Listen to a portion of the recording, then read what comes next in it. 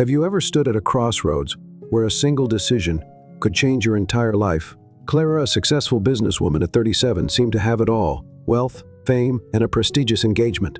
But on Thanksgiving night, while others gathered with their families, she was thrown out of her own home by her mother. All because she dared to love someone beneath her social class. Wounded and wandering through the busy streets of New York, Clara stepped into a small diner in Brooklyn, just looking for something to quiet her hunger. No one could have guessed it would be the beginning of her healing. There, she met Liam, a single chef. Not wealthy, not flashy, but with eyes that saw straight through the silk to the loneliness underneath. This isn't a fairy tale. It's a real journey of love, choice, and the courage to live authentically. Stay with it to the end, and you'll see, sometimes, getting thrown out of the place you thought was home is how fate guides you to where you truly belong. Late Thanksgiving afternoon, the city of Chicago lay under a thin veil of mist, lingering over the glass towers, while people hurried home to roast golden turkeys, buttery mashed potatoes, and sweet pumpkin pies at the luxurious DeMarin Hotel on Michigan Avenue. An opulent gala was about to unfold, but amidst the crystal lights and hand-embroidered tablecloths, a woman was quietly losing the most valuable thing she had: the power to choose for herself. Clara Jameson, 35, CEO of the DeMarin Hotel chain, stood silently in front of the mirror in the VIP dressing room. Dressed in a deep plum velvet gown, she looked exactly like the woman her mother wanted: poised, polished, perfect. But her eyes told another story, one of weariness, more visible with each layer of makeup. A few blocks away, applause was already rising from the grand ballroom. The Thanksgiving gala of the Jameson family was about to begin. With over 200 guests from financial partners to media elites, it wasn't just a party, but a stage to announce a new alliance. Clara and Henry Rutherford, a renowned surgeon and heir to an old money dynasty. But just minutes before she was to make her entrance, the private room she shared with her mother was thick with tension. "Clara, you know why tonight matters. I don't need another one of your impulsive stunts. Be reasonable." Her mother, Marion Jameson, spoke softly, but her words cut like a razor. Quiet, yes, but every syllable carved deep. Clara looked at her, lips trembling slightly, despite trying to stay composed. Outside, the city was celebrating. Inside, a grown woman was being forced into someone else's definition of perfection. "I won't announce my engagement to Henry tonight. I don't love him. You know that love?" Marion let out a short, dry laugh, the kind of laugh that belongs to someone who's either seen too much or thinks they have. "You think lasting marriages are built on love? You love this company. You love your position, don't you? Then hold on to it. Don't be stupid." Clara lowered her gaze, fingers tightening around the delicate gold necklace her father once gave her. A coldness spread from her chest to her limbs. Then, as if something inside her finally overflowed, she took a small step back. "If keeping this company, this prestige, means losing myself, then you can keep it." The moment the words left her lips, the room went silent. Marion froze. Then, with a voice calm enough to chill the air, she said, "If you walk out of this event without doing what a Jameson daughter is expected to do, then as of tomorrow, you are no longer part of this family." In that instant, Clara didn't scream, didn't argue. She just exhaled, as if she had been waiting for this moment all along. Grabbing her black clutch, she opened the door and walked out of the velvet-lined room, leaving behind the sound of violins from the ballroom and words that hit like gut punches. Later, in the light snowfall, Clara walked along the Chicago sidewalk, no coat, no car, no destination. She just knew she had to keep moving far away from every pair of eyes, expecting her to perform like a doll on a pre-built stage. And on that freezing night, no one could have known that another door was quietly opening in an entirely different world, where warm cinnamon pies were still baking, and a man wiped down his counter in a small bakery by Lake Michigan. What seemed like a chance encounter was about to change everything. Around 8 p.m., as the big restaurants began to clear out and the streets settled into the quiet of the holiday night, Clara still hadn't stopped walking. The wind off Lake Michigan stung her face, but at least it reminded her she was still alive. As she passed Lakeshore Drive, she paused. From the fogged-up window of a small bakery named Ellis and Company, the scent of butter and warm cinnamon drifted out like a hug in the cold night. Without thinking, Clara pushed the door open. The little bell above jingled like a hurried heartbeat. The place was nearly empty. Just a few low wooden tables, vacant chairs, and soft golden light that made everything feel gentle and real. Behind the counter stood a man, early 30s, tall, wearing a faded linen apron, slightly tousled hair, rolled up sleeves, calm blue eyes not cold. When he looked up and saw her, he paused, not because he recognized her, but because of how out of place she looked. A woman dressed for a gala, entering a bakery on Thanksgiving night. No makeup left, but eyes like she'd walked through a storm. "We're about to close," he said. His voice was low, but not unfriendly. "I just need something warm," Clara replied, unable to hide the fatigue in her tone. The man nodded, turned to prepare a drink, and asked nothing else. In that moment, Clara quietly exhaled. She didn't need more questions, no pitying looks, just someone to say nothing. A few minutes later, he placed a cup of hot cocoa in front of her, thick milk foam on top, dusted lightly with cinnamon.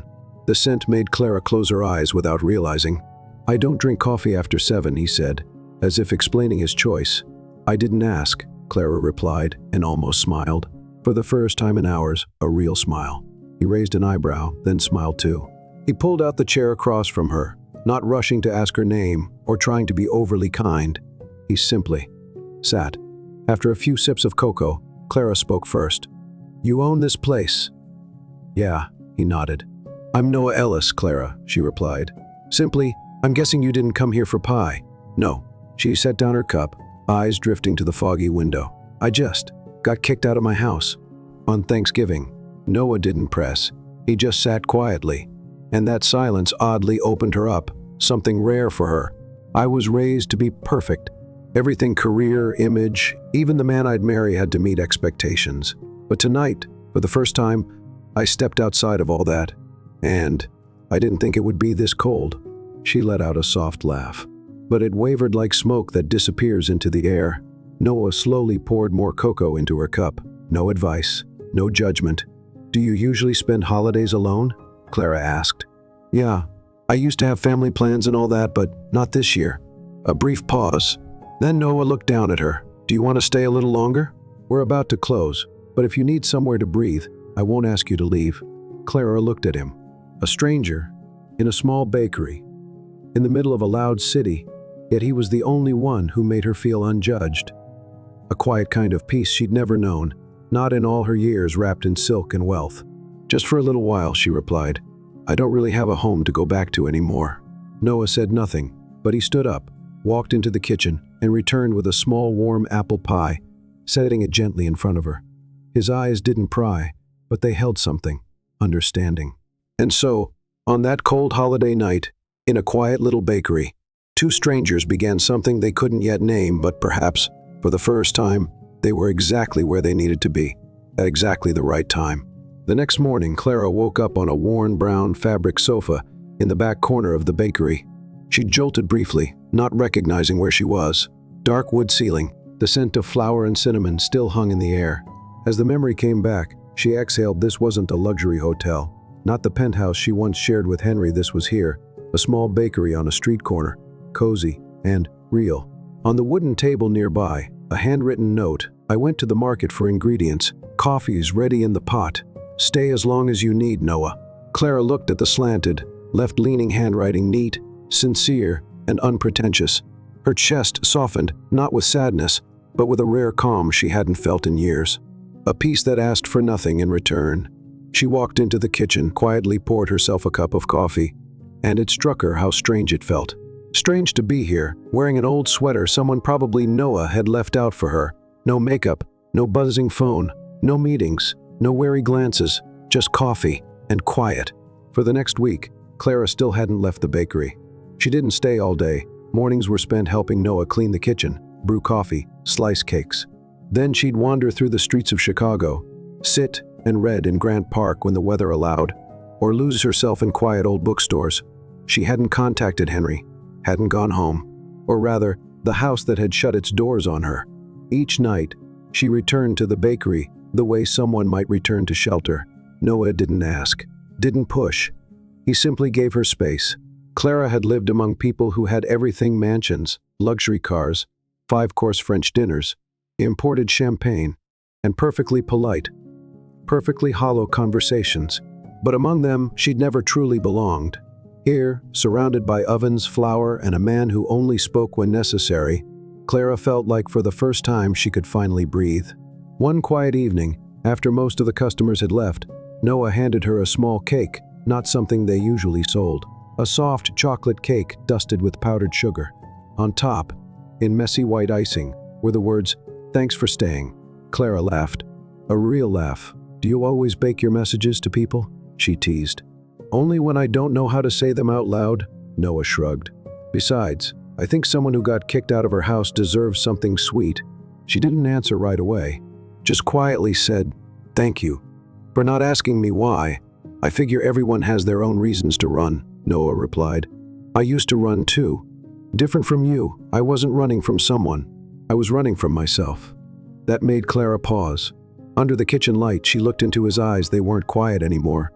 There was a knowing there, a connection that needed no explanation. And for the first time, she wondered, who was this man? Before the bakery, that night, as Clara got ready to sleep, she finally turned her phone on after days. Dozens of messages poured in from her mother, from Henry's lawyer, and a leaked video clip, Henry telling reporters, "She's emotionally unstable and just needs time to think." Clara stared at the screen for a long moment. No tears, no anger, just silence. Then she deleted it all, not because she was weak, but because, more than ever, she understood, you can't begin again if you keep anchoring yourself to the past, like a rusted chain in deep water. On the table by the sofa, Noah had left a cup of herbal tea and a note, "A peaceful night, Clara. Sleep well." In that moment, she no longer felt like someone who'd been thrown out. She felt like someone on a journey finally moving in the right direction, towards something she couldn't yet name, but that smelled like fresh baked bread, glowed under soft yellow light, and lived in the quiet presence of a man who knew when silence mattered more than words. About 2 weeks after Clara had entered her fragile but gentle new life in Noah's bakery, on a late autumn morning, the wind chime above the door gave a soft jingle. Light from the window fell across the worn tile floor, catching the steam from freshly brewed coffee. Clara was placing cinnamon rolls on the display when a familiar, dry, hurried voice called from behind, "Clara?" She turned. It was Evelyn, her cousin, on her mother's side, the one always seen at cocktail parties, the one Clara had thought would be standing beside Henry, not her, in everything. "I need to talk to you." "It's about your mother." The words made Clara's hands freeze mid-motion. In the back kitchen, Noah had heard it too. He glanced past the curtain. He didn't step in, but he stayed close enough that if Clara ever needed to fall back, someone would be there to catch her. At a nearby cafe, where Clara and Evelyn sat by a large window, every word dropped like cold raindrops. Her mother had been admitted to the hospital after a spike in blood pressure. The condition wasn't critical, but she had firmly insisted that no one inform Clara the reason she chose to leave, so let her stay gone. Evelyn repeated the line with a mix of sarcasm and pity in her voice, and Clara felt her chest tighten. "I'm not defending her," Evelyn said, "but I thought you should know, and maybe think about going back, at least to have a proper conversation. Your mother's not getting any younger." Clara didn't answer right away. She looked out at the street, where strangers rushed by clutching hot coffee cups, coat hams flapping in the wind. A part of her wanted to stand up and walk away, throw the past behind, like something old and dusty. But another part, the softer part she'd tried to bury, throbbed with a dull ache. After a pause, she asked, "Does Henry know about this?" Evelyn pressed her lips together. "He does. But he only made one call to the doctor and left everything else for others to handle." "What were you thinking, leaving like that? Did you think you'd be free? Or were you just sulking?" Evelyn's tone sharpened, just like so many others in the family had done, before reducing pain to weakness and framing the refusal to play along as selfishness. Clara didn't respond, but deep down, she already knew this wasn't about Henry, or her mother, or anyone else anymore. This was about her and how she would choose to live from now on. By the time Clara returned to the bakery, dusk had settled over the city. Noah was cleaning the front windows. He glanced at her, but didn't ask anything, just gave her a simple nod. Clara walked straight into the kitchen, quietly washed her hands, and began peeling apples for the next batch of pie. A few minutes later, Noah came in and stood beside her. Something between them had shifted, an unspoken hesitation, a space that hadn't been there before. "Your friend okay?" he asked, his voice barely more than a breath. Clara nodded, eyes still focused on the apple slices in her hand. Not a friend. Family. They came to remind me I have responsibilities, that I shouldn't be here. Noah said nothing. After a while, he asked gently, "So, are you going to go?" That question made Clara look up. For the first time, she saw something faintly sad in Noah's eyes, an emotion he usually kept well hidden, like someone who'd grown used to being left behind. "I don't know. I need to think." He nodded slightly. He didn't try to hold her back, but didn't push her away either. And somehow, that absence of pressure was what hurt the most. That night, she sat on the sofa, staring at the familiar wooden ceiling. In her hand was her phone. Already open to her contacts, the name Mom still there, untouched, like a forgotten relic. Her finger hovered, then stopped. She didn't call. Not out of anger, but because Clara understood, before she could face her mother, Evelyn, or the past she had to face herself, and confront the hardest question of all: do I deserve a new life, one not defined by others' expectations, but shaped by my own choice? The next morning, as sunlight gently touched the fogged window panes of the bakery, Clara still hadn't slept. She sat by the window, a thin wool blanket around her shoulders, holding a cup of tea that had long gone cold. Her emotions no longer crashed like waves, they sat quietly, deeply, like a sad song playing only in her mind. Memories returned, uninvited. As a child, her mother used to tie Clara's hair tightly, saying that hill girls must always look neat and proper. When Clara dropped a plate or smudged paint on the table, her mother wouldn't yell, but her disappointed stare would haunt Clara for a week. Her mother loved through correction, cold, strict, and never once held her in an embrace. And then there was Henry, the man the family had all silently agreed she would marry. He wasn't awful educated, handsome, well-mannered at events. But love? Clara once believed love came later. That if you were good, if you tried hard enough, someone would eventually love you. But after 5 years with Henry, she had never once felt truly seen. She was a prized possession in a glass cabinet meant to be admired, preserved, but never touched. That was why, a month ago, during her mother's birthday party, when her mother raised a glass and toasted Clara for choosing the right man to uphold the family name, Clara had stood up, slipped off her heels, and said just one sentence: "I'm sorry, but I can't keep living a life I didn't choose." She left the party to a storm of whispers, stunned glances, and a silence so heavy it felt like stones on her back. She had nothing with her, no suitcase, no plan, and no one called her back. Now, standing in the bakery beside the oven, listening to the soft rise of dough and the scent of spice filling the air, Clara felt for the first time like she was living in rhythm with her own heartbeat. Noah was working at the front counter. Through the crack in the kitchen door, she saw him lean down to help an elderly woman gather her spilled groceries. He didn't say much, but every gesture held a quiet patience, as if he had learned not to judge anyone, not even himself. Clara stepped outside, carrying 2 fresh plates of pastries. "This one's for Mrs. Henderson," she said, placing a portion on the table. "And this one's for you. I added a bit of nutmeg, just how you like it." Noah looked at her and smiled. A gentle smile, the kind you give when someone's care means more than words. "Did you get any sleep?" "Not really, but I figured a few things out." He nodded, saying nothing more. Noah's way of listening wasn't with words, it was simply by being present. And that made Clara feel safe, unguarded. "I'm going to see my mother," she said after a moment. "Not because they called, but because I need to say it myself. I'm not living to please anyone anymore. Not my mother. Not Henry." Noah looked into her eyes, respect written clearly across his face. "Good. But remember, if after that, you want to come back here, the door's still open." That line, soft as wind, made Clara's throat tighten with emotion. That night, before leaving Brooklyn for a few days to return to the small town where her mother was hospitalized, Clara wrote a few lines in her little notebook. Not everyone who leaves is to be blamed. Sometimes, they're just trying to find themselves.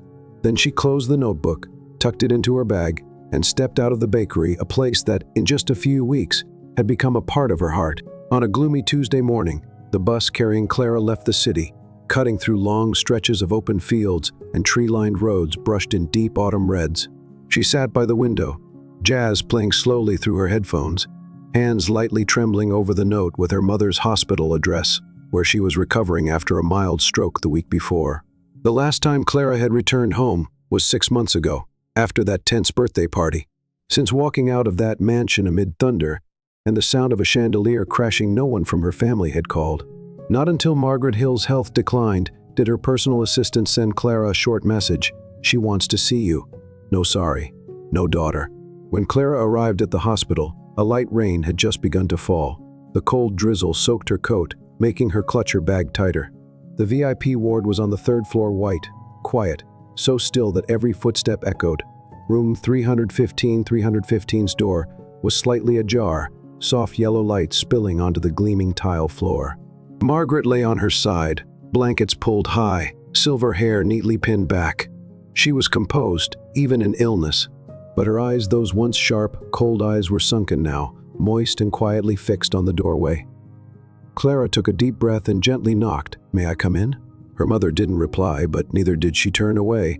Clara stepped in, placed a small bouquet of chrysanthemums on the table, and sat in the chair beside her. 1 minute, 2, neither spoke.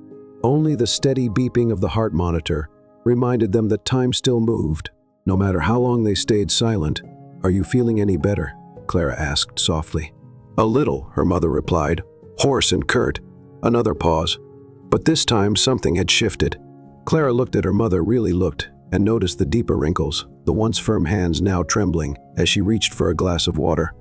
"Ader, may I help you?"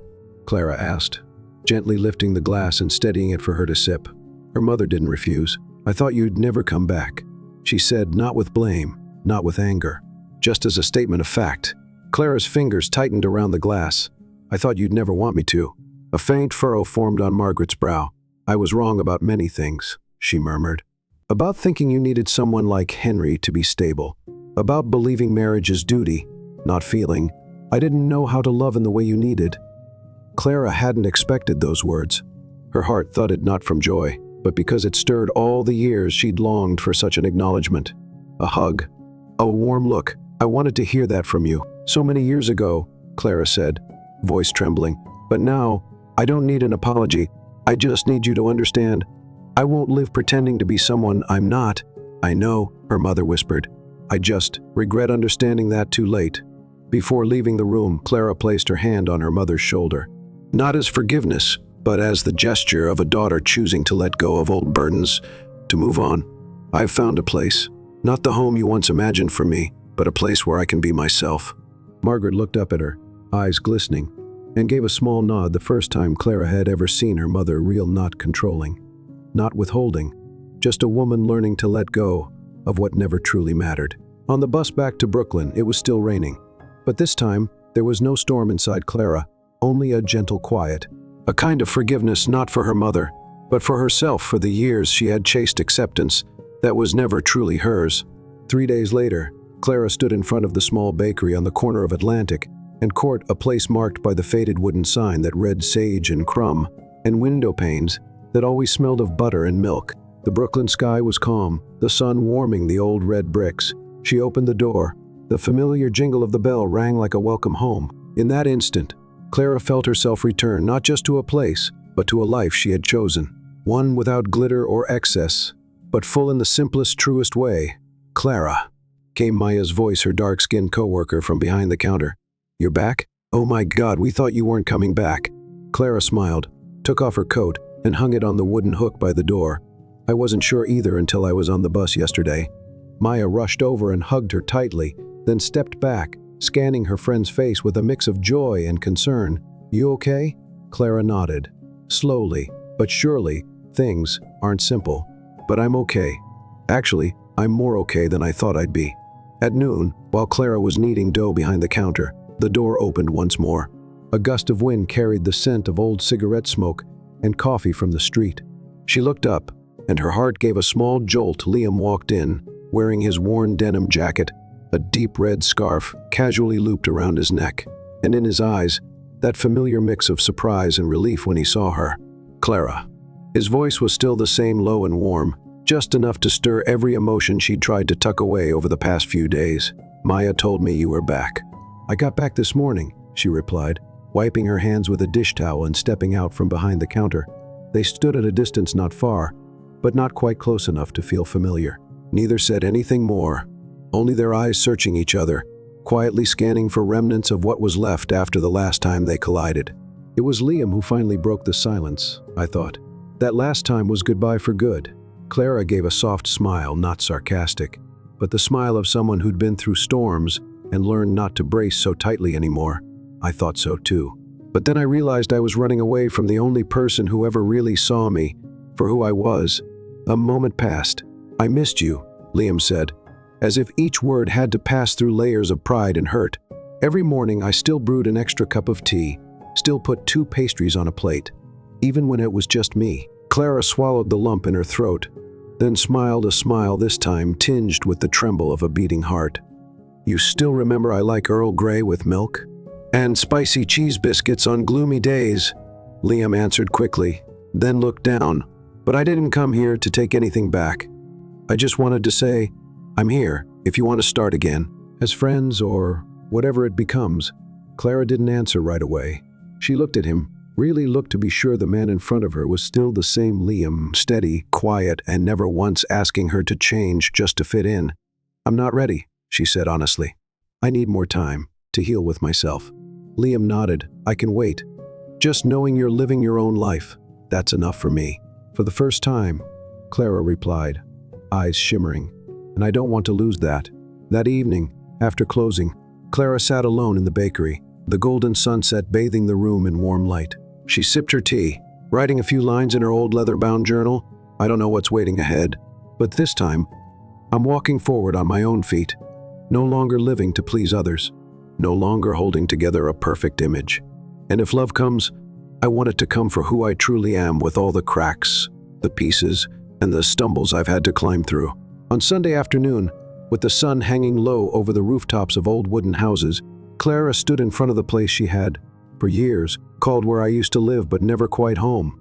The porch was faded, the lavender in the pots long dried out, and the upstairs window remained slightly ajar, as if no one ever cared to shut it. Her hand trembled slightly, not from cold but from memories that had never truly gone quiet, now stirring again behind that door. She pressed the doorbell. A moment later, the sound of slow, shuffling footsteps. Then the door opened. The woman standing before her, hair grayer than Clara remembered, eyes still sharp, but her voice no longer edged like it used to be. "Clara." She nodded, gently, but clearly. "Mom," she said, "can I come in?" Her mother paused for a few seconds, then stepped aside. "Come in, I just made tea."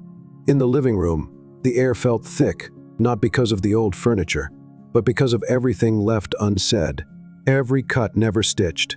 They sat across from each other, separated only by a tea table, but it felt like an ocean. Her mother poured the tea, her hands trembling, something Clara had never seen when she was young.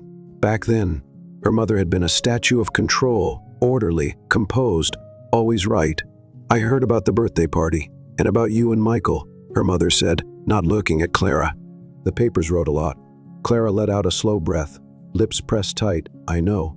Everyone knows." A pause. Then her mother spoke. "Back then, I was too hard on you. I placed too many expectations."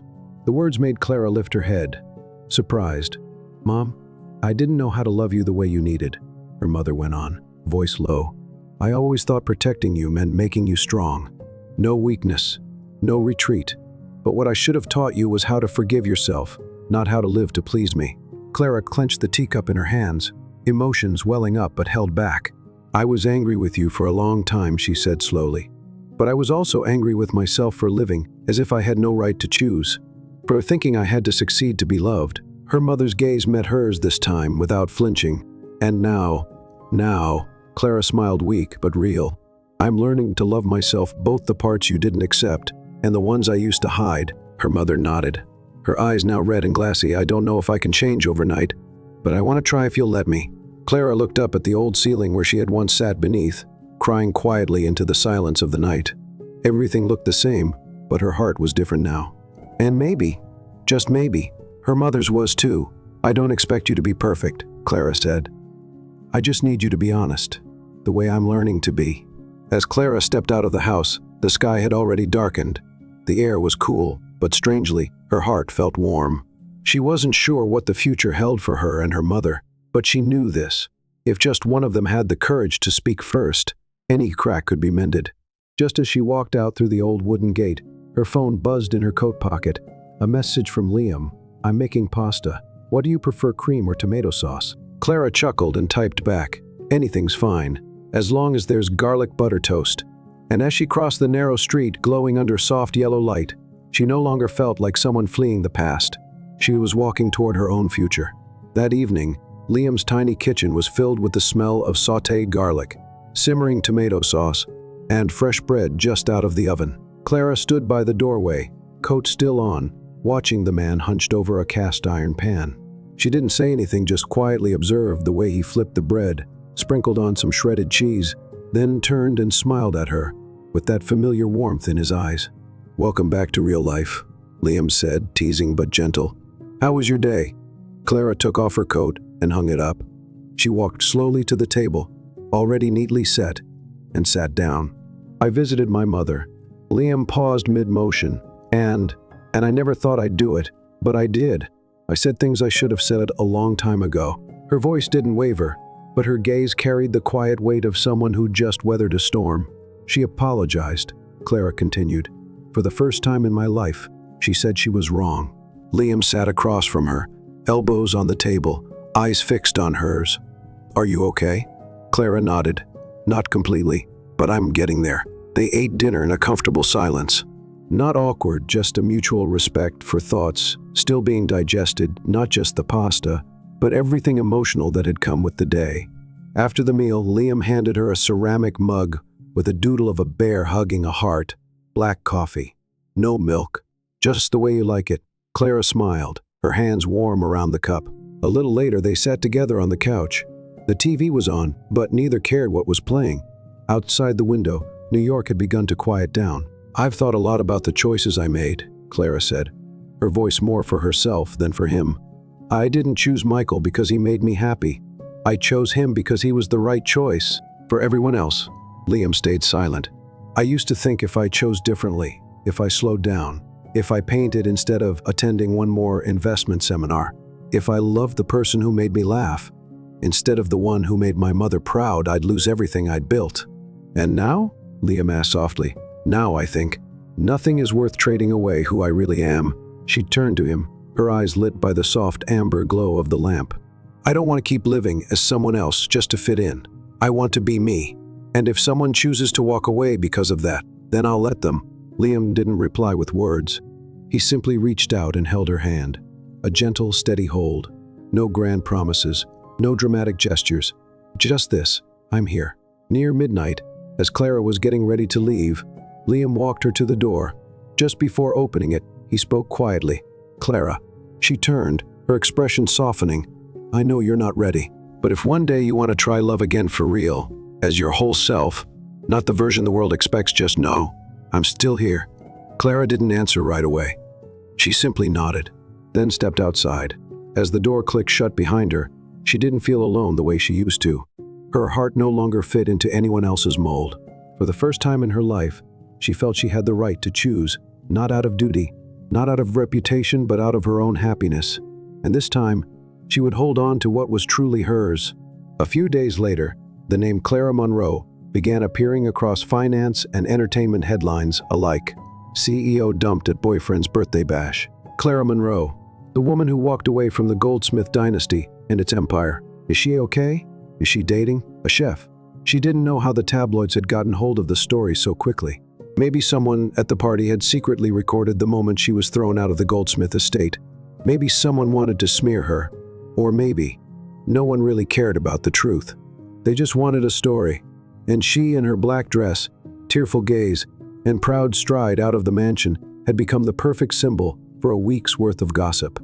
That night, Clara sat alone in her small apartment, once dubbed the waiting room between two lives. On TV, a talk show host was putting on a mocking tone.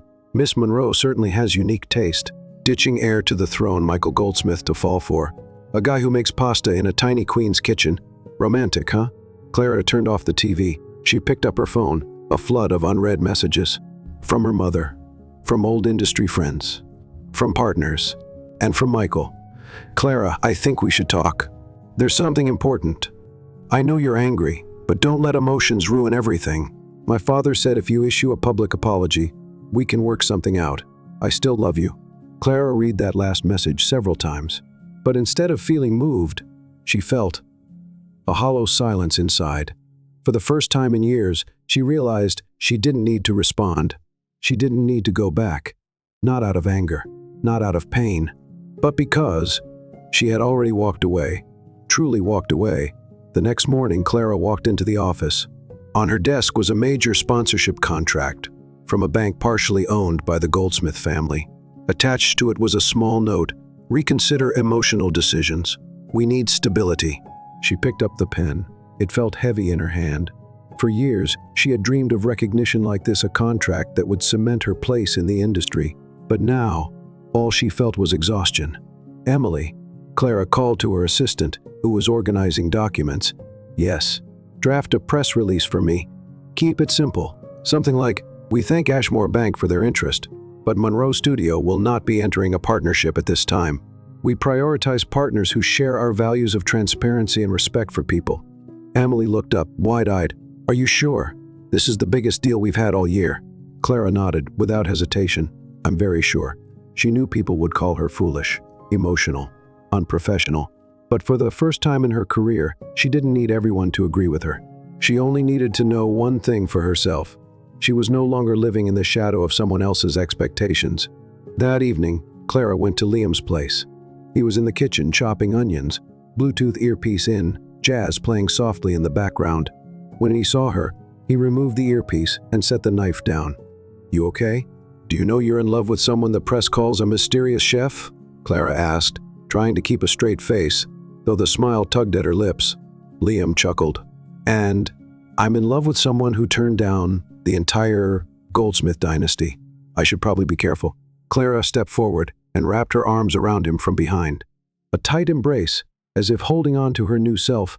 "I'm not afraid anymore," she whispered. "Not of being hated or talked about or losing what people think I should hold on to." "And you're not alone," Liam replied. That night, they sat out on the balcony, watching the windows of New York light up one by one. No more words were needed, because now, among the thousands of watching eyes, there were only two people left. One who dared to step out of the shadows, and one who had always waited in the light.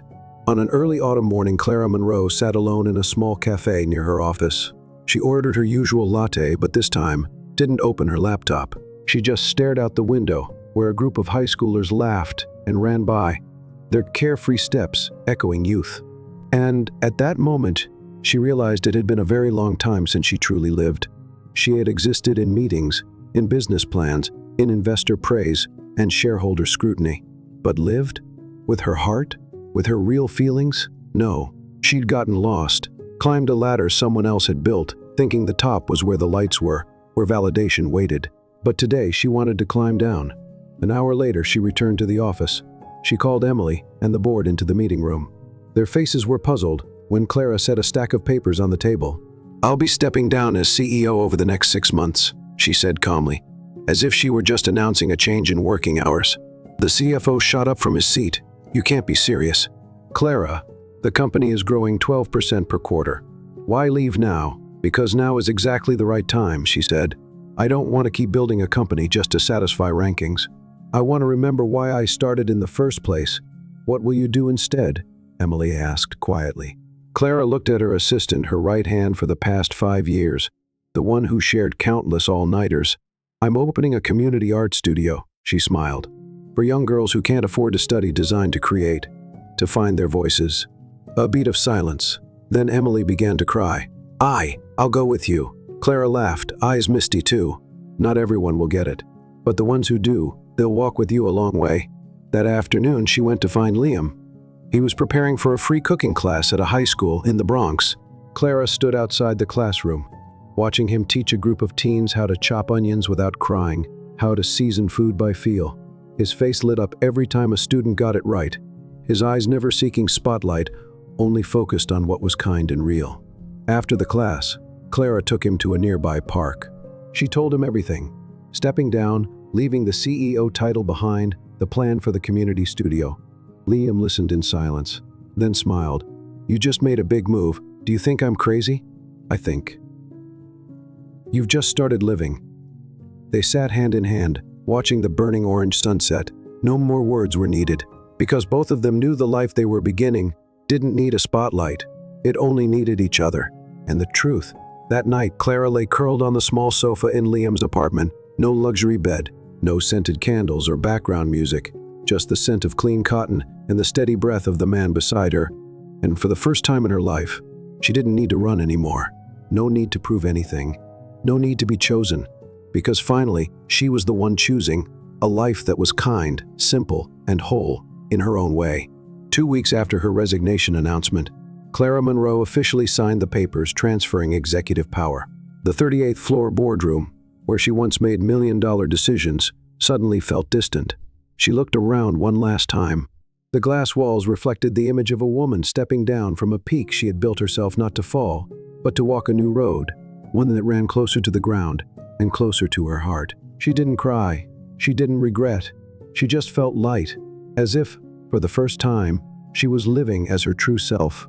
The next day, Clara returned to her childhood home in Vermont. Her mother, Diane, was in her 70s now, still healthy, still drinking honey tea every morning, and still known for saying brief truths so sharp, Clara couldn't argue. Sitting in the familiar kitchen, Diane asked, "Are you all right?" Clara nodded softly, stirring her tea. At first, no, but now, it feels right. Her mother said nothing, just reached out and gently brushed Clara's hair, a gesture she hadn't made since Clara was 12. A moment later, she said quietly, like a pinprick to the heart, "I still remember when you left art school for economics. I stayed silent. I thought, if that's what you wanted. But today I'm glad you've finally returned to yourself." Clara pressed her lips together. A pain and warmth surged up at once. Her mother took a sip of tea, then added, "There are things we keep, even as the world changes. An unfinished sketch, an old dress, a version of ourselves we once were. Don't let success steal what's most real in you." Clara didn't respond, but inside, that sentence etched itself into her like a vow. 3 days later, back in New York, someone was waiting outside her new studio, still without signage, walls still carrying the scent of fresh paint. It was Benjamin, her old friend, the original co-founder of Monroe Plus Co., who had left when Clara pivoted the company under aggressive growth strategies pushed by investors. He stood there, older now, new lines on his face, but the same honest gaze as always. "I heard from Emily," Ben said. "Yeah," Clara replied, her tone still a little guarded. "I know people think I've lost my mind." Ben laughed. "I think you've come home, and I want to help." Clara paused. "Help? I still have the community art curriculum I wrote back then. We can pilot a few classes, if you still believe in it." Clara looked at him. His eyes hadn't changed, not after all these years. "If you'd like, I can format this story into a complete, cohesive novella or screenplay, chaptered, polished, and publication ready. Just say the word." And she nodded. That afternoon, in the empty space of the studio, Clara spread out her old paintings across the wooden floorworks that had once been tucked away deep in storage. Some were in oil, others just faint pencil sketches. But they all had one thing in common. They were her unfiltered, unpolished, not crafted for a price tag. They were pieces of Clara she had once hidden away to fit into a mold society had created. She placed her hand on an old painting. A girl standing in the middle of a small neighborhood, pen in hand, eyes turned toward the sky. Not perfect, but real. Not flashy, but full of feeling. That evening, Clara, Liam, and a few friends hung the paintings on the walls, getting ready for the studio's first opening. They didn't hire professionals. Just string, nails, a wooden ladder, and lots of laughter. At one point, when Liam held a canvas high above his head, their eyes met. "You know," he said softly, "I've never seen you shine like this, doing something you believe in." Clara didn't answer with words. She walked to him and took his warm, calloused hand in hers, his hand that had always reminded her. Real love asks for nothing. It only needs courage. The opening of Clara's art studio took place on a sunny Sunday morning. No press, no red ribbon, just friends, a few students, and a woman who had once been a CEO, now teaching an 11-year-old girl how to draw light from a single lamp. And in her heart flared a happiness she had spent her whole life searching for. On a late fall afternoon, with golden light spilling through the windows of the small studio, Clara was tidying up stacks of pallets when Liam walked in, holding 2 hot cocos from their favorite cafe 3 blocks away. A few snowflakes clung to his coat, not yet melted. "I think it's time," Liam said, voice steady. though his eyes held something quietly serious. Clara looked up, hands pausing mid-motion at the sight of his expression. Time for what? Liam sat on a wooden chair across from her and slid one of the cocos her way. For you to meet my family. The air stilled for a moment. Clara smiled faintly, though she couldn't hide the tension in her eyes. Are you sure? Did you forget your mom thinks anyone who's ever made the Forbes cover is suspicious? Liam laughed, but didn't deny it, I remember. She still believes people who succeed too early must have made deals with otherworldly forces. Clara laughed aloud this time, and I was a filthy rich CEO by 32. Exactly. You're her worst nightmare. So why do you want to bring me home? Liam met her gaze, steady and gentle, like late-day sunlight. Because you're the woman I love. And if the most important woman in my life doesn't know that or doesn't know who you are, then both sides are missing something beautiful. 2 weeks later, Clara sat on a worn leather chair in Liam's family's cottage in the suburbs. Low ceilings, pine-paneled walls, and a fire crackling in the hearth. She wore a plum-colored sweater, trying not to wring her hands too tightly in her lap. Beside her, Liam calmly sliced into the apple pie his mother had baked. Liam's mother, Anne, was a gray-haired woman with sun-worn skin and eyes as direct as a drawn line. A former military nurse, now retired, who still tended her own vegetable garden. When she met Clara, she didn't smile, just gave a small nod, like she was interviewing a candidate for the position of future partner to my son. Dinner wasn't unpleasant, but it wasn't exactly warm. Clara made conversation about books and the weather, carefully avoiding work per Liam's advice. But then, unexpectedly, Anne spoke up as she refilled Clara's lemonade. I won't beat around the bush, Clara. I know who you are. The papers do too. I'm sure everyone in this little town knows. Clara sat straighter, not defensive, but sharper in her gaze.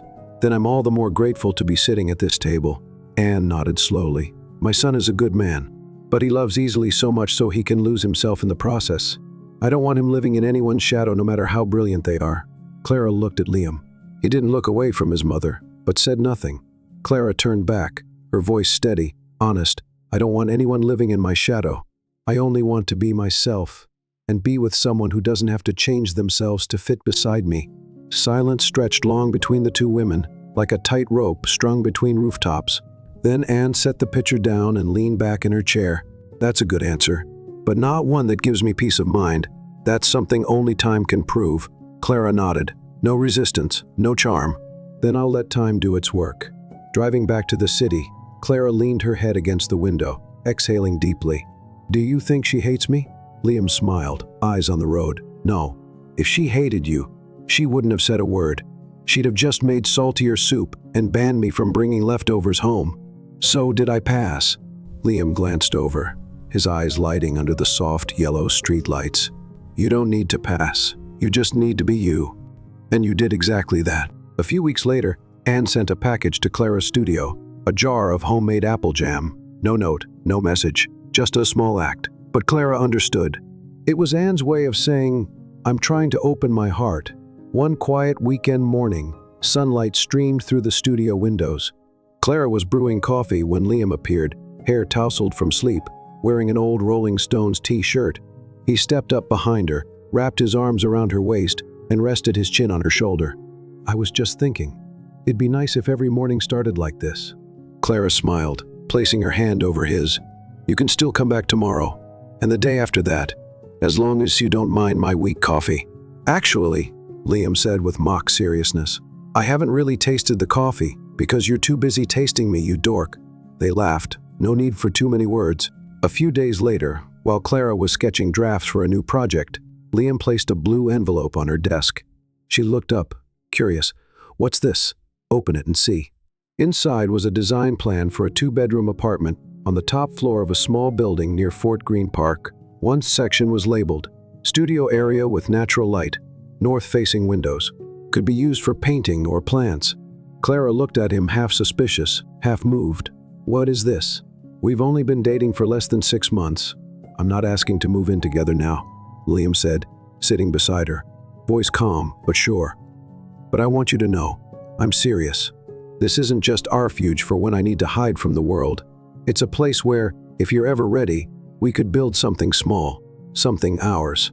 Clara laid a hand over the plan, eyes still on the neat lines and notes. You chose this area for me, didn't you? Yeah. You said you didn't want to leave Brooklyn, that you needed natural light, and the sound of morning sirens from the street. I heard you. She sat in silence for a while. And what if I said I still need time? That I need to be sure I won't lose myself inside us? Liam took her hand, gave it a light squeeze. I don't want an us where you stop being you. If you need time, I'll wait. You can come see the place. Change it. Or tear up the design and tell me not to dream that big again. Clara let out a long breath and rested her head on his shoulder. Relief washed over her, not because he had solutions, but because he gave her the freedom to choose. In the past, everyone who entered Clara's life brought expectations either she fit them or she didn't. But Liam was different. He didn't say, love me like this. He said, love me in the way that feels right to you. 2 weeks later, Clara laid the design draft back on Liam's desk, now marked with a few red pen notes. The kitchen's a little cramped, and the studio should be further from the bedroom. I usually work late. Liam picked up the drawing, glanced at her, then nodded. I knew it. You couldn't bring yourself to tear up the original. Clara smiled softly, stepped closer, and kissed him on the cheek. I'm not moving in yet, but if you're still patient, maybe one day this will be my home. We can start by painting the walls together, or arguing over which tile color to pick. They looked at each other, no declarations needed, because both knew what was growing between them wasn't a burning romance, but a quiet, steady commitment. No rush, no pressure to change. Just two honest pieces, slowly finding how to fit without hurting each other's uneven edges. Around early March, as New York slowly warmed, Clara received a strange email with a simple subject line, "Long time, Clara." The sender was Ethan Ross, the man she had loved deeply for 3 years in her youth, and who had left without a word. It had been 4 years since she last heard his name. Long enough that she no longer dreamed of a different ending, but not long enough that her heart didn't skip a beat at reading Ethan. The email was brief. I'll be in New York this weekend. There's something I need to say if you're willing to meet. Clara sat frozen in front of the screen. Her hands trembled slightly, but her mind was oddly clear. She knew she no longer loved Ethan, but she also knew some doors need to be closed properly. If not, they quietly reopen every time we're weak. That evening, she told Liam, "You're planning to meet him?" Liam asked, his voice calm, more than his face. Clara nodded, eyes fixed on the teacup in her hands. I don't have feelings anymore, but I need closure. Not to go back, just to end the chapter right. You understand? Liam looked at her for a long moment, then nodded. I understand, and I trust you. As long as you trust in us, I do, she whispered, resting her head on his shoulder. Saturday morning, Clara arrived at a cafe near Union Square. Ethan was already there, his gaze still part tender, part arrogant, but his hair was graying, and the charm he once carried now leaned more toward weariness. Clara. He stood, smiling, as if they'd only been apart a few weeks. Clara sat down, keeping a polite distance. What's so important that it took you 4 years to say? Ethan was silent for a moment. Then he spoke, slowly. I was a coward. When I left, I didn't give you a reason. I was afraid you'd find out I wasn't the man you thought I was. I went bankrupt, got tangled in a lawsuit. I didn't want to drag you into the mess I was falling into. And you thought silence was the best way to protect me? Clara's voice wasn't angry, just quiet. You didn't even give me a choice, I know, and I'm sorry. Not because I want forgiveness, but because you deserve to hear it. Clara looked at him, the man who was once everything, now just a closed chapter. I forgave you a long time ago, Ethan. Not for your sake. For mine. Ethan nodded, his eyes lowering, as if something heavy had finally been set down. So, are you seeing someone? Clara simply smiled. I'm learning how to love right. To love without losing myself.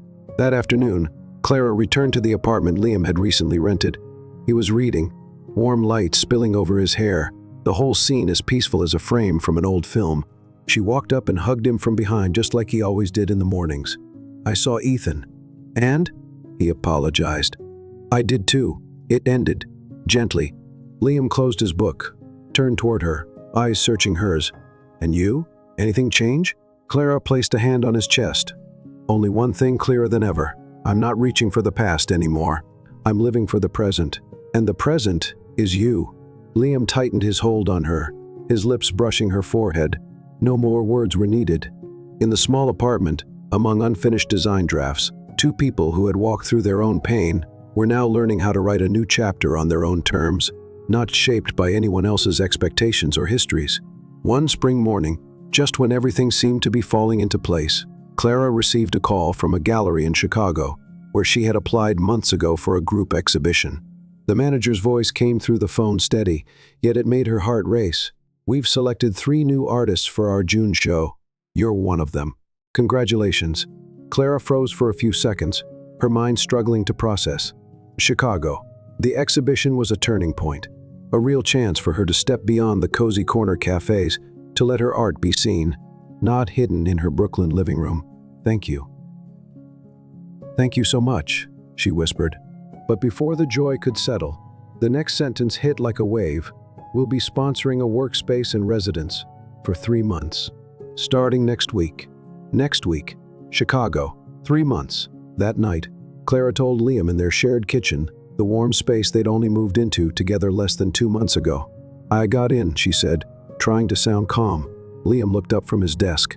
The yellow lamp cast shadows across his cheekbone. "Really?" He rushed to her, pulled her into a hug. "I knew you would. I knew it." She held him tightly, then whispered like a confession, "I have to leave. Next week. For 3 months." Liam froze in her arms, not angry but visibly caught off guard. "That soon?" Clara nodded. "I never thought I'd get it. I was going to turn it down. But this is your dream." Liam finished for her, voice slow, understanding. "And you can't not go." She bit her lip, tears welling up. "What about you? What about us?" Liam was quiet for a few seconds, as if measuring his own heartbeat. "I don't want to be apart from you, but I can't be the one who holds you back. If you go, and you succeed, and find something out there, I'll still be proud of you. Even if it hurts, I'll be proud." She looked up at him, her heart breaking and healing at once. "I don't want to lose you, Liam." He brushed her hair back, his gaze soft, maybe even trying to comfort himself. "We won't lose each other, not unless one of us chooses to." The next week, Clara left New York. Liam drove her to the airport. No dramatics, no tears, just a hug that lasted longer than usual, a kiss that didn't rush, and one final whisper in her ear, "Go find your own light. I'll be the one waiting at the end of the road, ready to welcome it home." The first few weeks in Chicago were tough. She lived alone in a cold studio, threw herself into painting half fulfilled by being true to herself, half hollow from missing Liam. Some nights, she stared at her phone for an hour, typing and deleting messages. They still called, still texted, but less, not as sure, not like before. Until one night, after the final rehearsal for the exhibition, as the last person left the gallery, Clara stood alone in the dim room, staring at her work on the walls. The golden light fell on every brushstroke, and suddenly, she realized none of it felt whole without the part of her heart she'd left behind in New York. "Liam." She pulled out her phone. This time she didn't delete the message. "I don't want to paint a future that doesn't have you in it." A minute later, her screen lit up. "Liam is calling." The moment his name appeared, Clara answered, heart pounding like a drum. "I'm at O'Hare," Liam said, voice low but certain.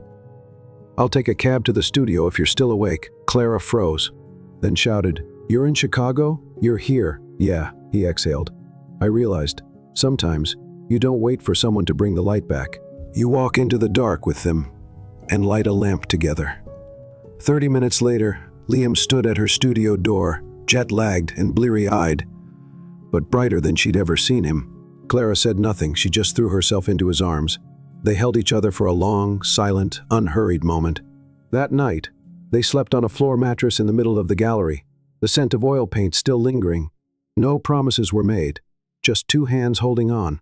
In the weeks that followed, Liam didn't stay long. He returned to New York for work, but they found a new way to love each other, not in rushed messages or scattered calls. Every night at 9 p.m., wherever they were, they FaceTimed. On weekends, whenever possible, one would fly to the other. Clara, amid the chaos of the gallery and spotlight, came to understand, distance doesn't kill love. Silence does. Fear does. The kind that keeps us from speaking our truth. One night at the end of June, after a successful show with nearly 100 guests, including several prominent critics, Clara stood on a hotel rooftop, a glass of red wine in hand, wind tousling her hair. Liam stood beside her, hands in his pockets, looking at her as if he were seeing a star finally fall within reach. "I'm proud of you," he said, voice low, full of emotion. "And I've made up my mind." Clara tilted her head, eyes meeting his. "What are you thinking?" Liam smiled. He pulled a white envelope from his jacket pocket. Inside was a signed lease for a small apartment in Chicago, just 3 blocks from the gallery where Clara worked. "I requested a temporary transfer to the Chicago branch for a year. It's not forever, just a trial, to see what we might build here together." Clara froze for a moment, then tears spilled from her eyes. "Are you sure? What about New York? Your company?" "I'm sure," Liam said, taking her hand. "Because I've learned something from you, Clara, that happiness isn't about geography. It's about presence. If I get to see you every morning making coffee in your oversized sweater, if we get to argue about toast or pancakes, then whether it's Chicago or Alaska, it'll feel like home to me." Clara laughed through her tears. "You just proposed without a ring," Liam shrugged. "I don't have a ring, but if you say yes, we'll go pick one together tomorrow morning." She paused for a long beat. Then, under the golden lights and soft jazz drifting up from the floor below, Clara said, "I say yes, but only if I get to choose the ring myself." "An acrylic paint one?" Liam teased. "One made of love," she whispered, then pulled him into a kiss deep, slow as if the whole of Chicago had faded into a quiet, spinning blur around them.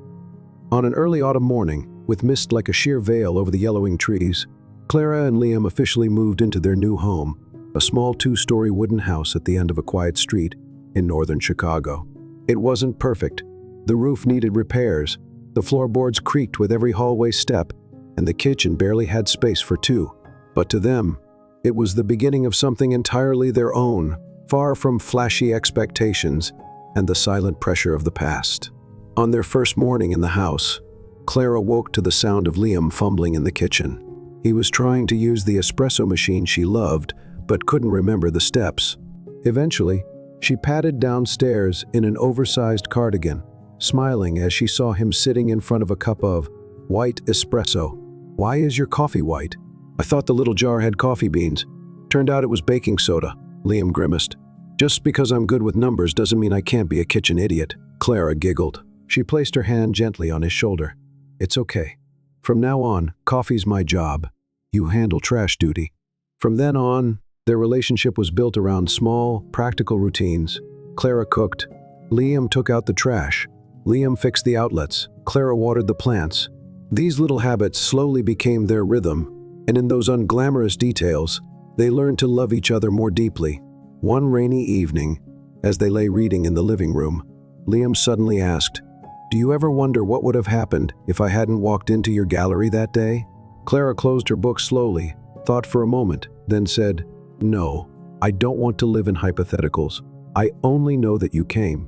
"And I didn't say no." Liam nodded, but his eyes turned quiet. "I've never lived with anyone before. Everything's new to me. I'm scared I'll mess it up."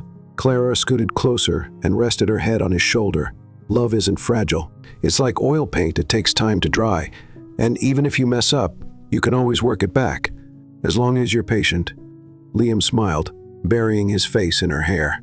In that moment, the sound of rain faded into the background. Only the warmth between them remained.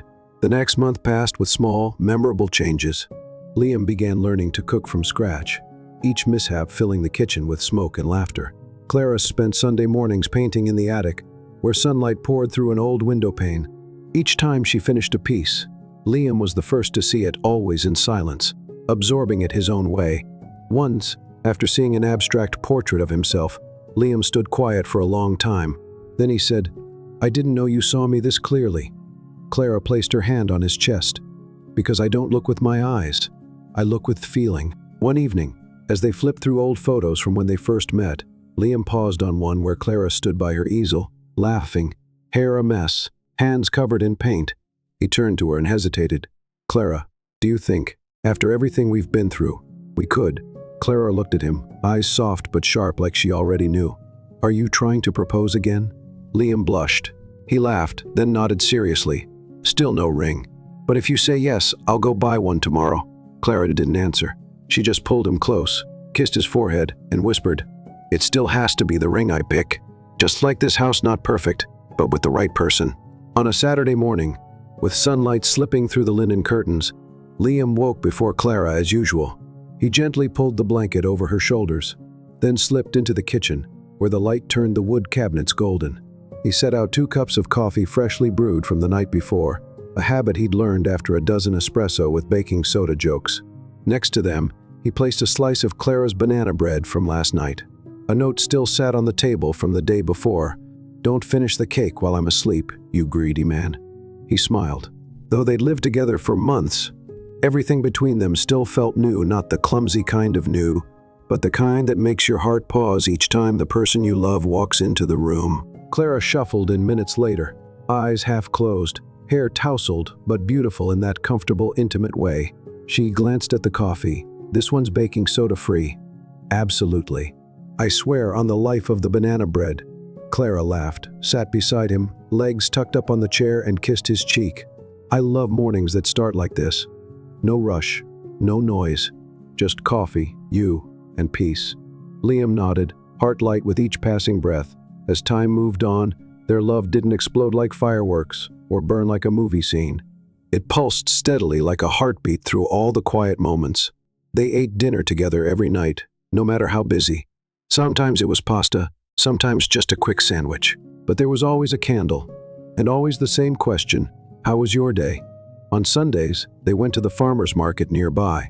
Clara picked the produce. Liam handled the money and insisted on sampling everything. The vendors knew them by name. One older man who sold jams once whispered to Clara, "That guy loves you." Not the kind of love that's flashy, the kind that sticks, the kind that lasts.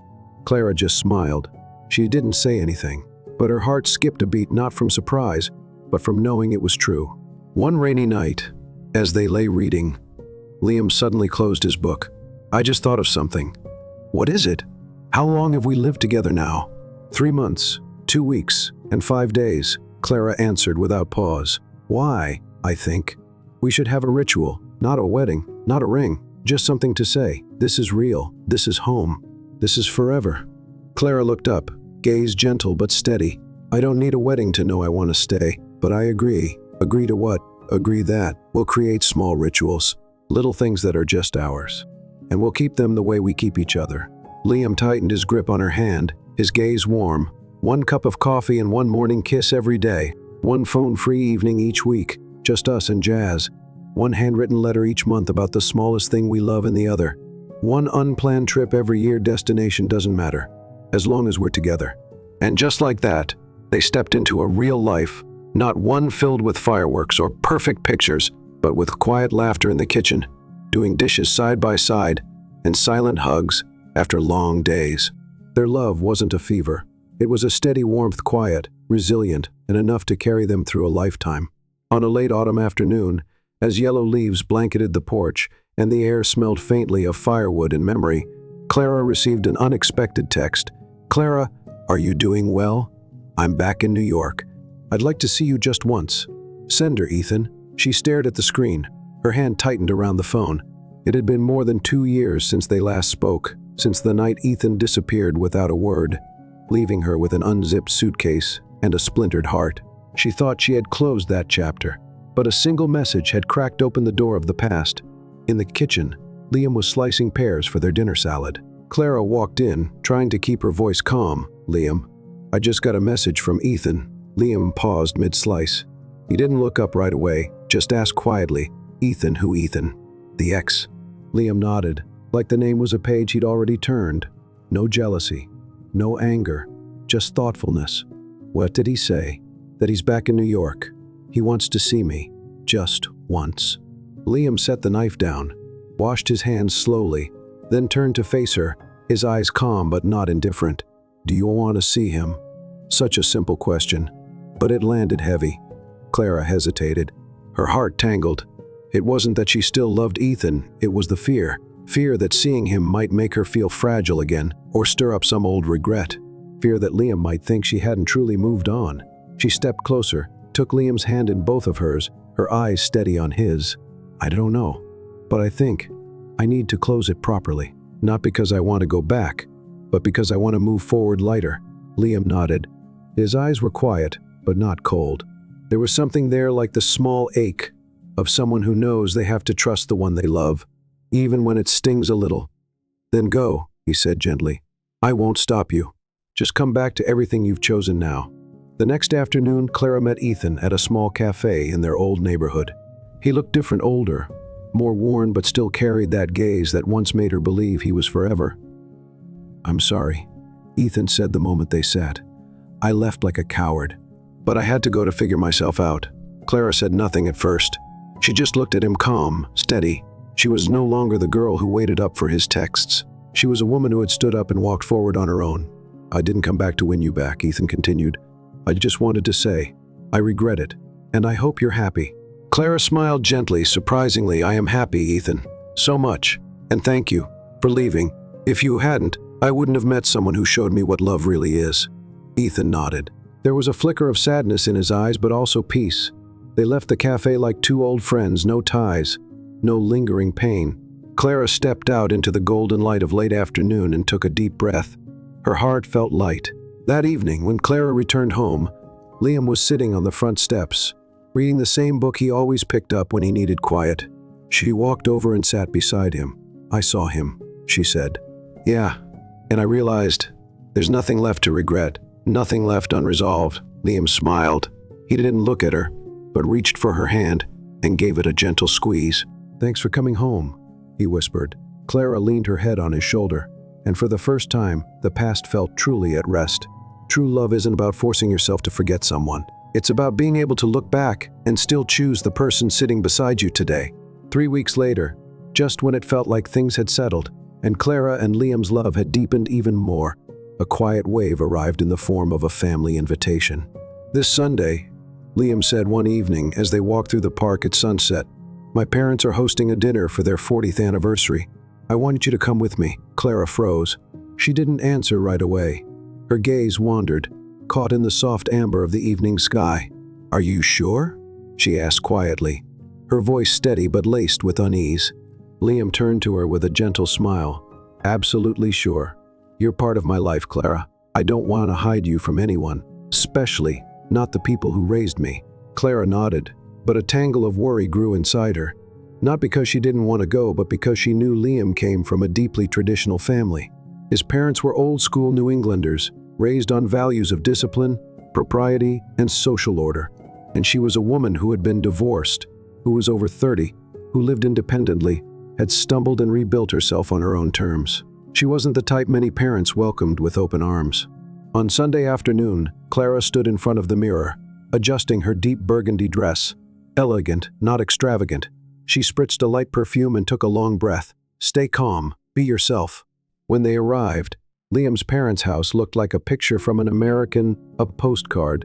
Slate roof, white porch steps, a red front door, and a blooming rose garden. The air smelled of baked apples and piano music drifted from inside. Mrs. Helen, Liam's mother, opened the door. "Liam, you finally made it." When her eyes shifted to Clara, her smile tightened into something overly polite. "Hello, I'm Helen, Liam's mother. I'm Clara. It's lovely to meet you." Helen shook her hand, brisk, not warm, but not cold either. "Just enough." Mr. Michael, Liam's father, was friendlier. He shared old stories, asked Clara about her work, about the city she lived in, about books she liked. Clara responded with calm honesty and gentle charm. Dinner took place in a formal dining room, candles flickering, red wine filling the glasses. But the air carried a kind of imbalance. Helen asked a lot about the paternal roots of Clara's family, about how the divorce unfolded, and tucked subtle tests inside compliments that weren't quite compliments. Clara answered with poise. Not boastful, never defensive, sometimes silent, sometimes smiling, but always composed, because she knew she didn't have to prove herself. Not to anyone, except maybe herself, and the man sitting beside her. Liam sensed the tension. After dessert, when his mother began to suggest that a divorced woman may not quite fit with a family like ours, Liam put his spoon down, looked his mother straight in the eye. "I'm sorry, Mom, but I love Clara, and I won't let anyone, not even you, make her feel like she's not enough." The room fell silent. Clara turned to Liam, her eyes suddenly misty. Not from pain, but from feeling protected. For the first time in years, someone had stood up for her, against the world, without hesitation. When they left the house, the sky was dark, and the early winter wind had turned sharp. In the car, Clara took Liam's hand. "Thank you. No need to thank me. You're not someone I need to explain. You're someone I'm proud of." She smiled softly and rested her head on his shoulder. That night, back in their small apartment in Queens, Clara wrote in her journal, "To love someone isn't just about sweet kisses or kind words. It's about the person who's willing to stand beside you, whether in a storm or under judgmental eyes." On a quiet Sunday in mid-November, Brooklyn was chilled and golden. The sun cast long rays down their little street. Liam had just returned from the market, 2 bags in hand, while Clara was in the kitchen, working on her favorite butternut squash soup. Everything was simple, and that, in itself, was everything. After all they'd endured, they'd learned that real life isn't about avoiding pain, but choosing to stay, even when it hurts. And then healing each other slowly, piece by piece, through a perfectly made coffee, a scribbled post-it note on the fridge, or the daily question, "Are you really okay today?" That was never just small talk. Liam stepped into the kitchen, wrapping his arms around Clara from behind. She was chopping onions, eyes stinging. He whispered, "Want me to finish that?" Clara laughed, rubbing her eyes, then turned, "If you chop onions, you'll need swim goggles. As long as you still love me in swim goggles." Liam teased. "As long as you don't wear them to board meetings," Clara replied, eyes sparkling. They laughed. A kind of laughter that had outlived fights, class differences, misguided family expectations, and long silences. And what remained was companionship, trust. That night, they sat on the couch, flipping through photos from their housewarming. The day Sam first exhibited his work, and the day Ella Lenina Whitmore finally apologized. Everything was different now, not because the world had changed, but because they had. Strong enough to step outside the mold, soft enough to listen, brave enough to live life on their terms. As the lights dimmed in the living room, Clara placed her hand on Liam's. "You know," she said, "I used to think I wasn't enough for you, and I used to think you'd never need me," Liam answered. A pause.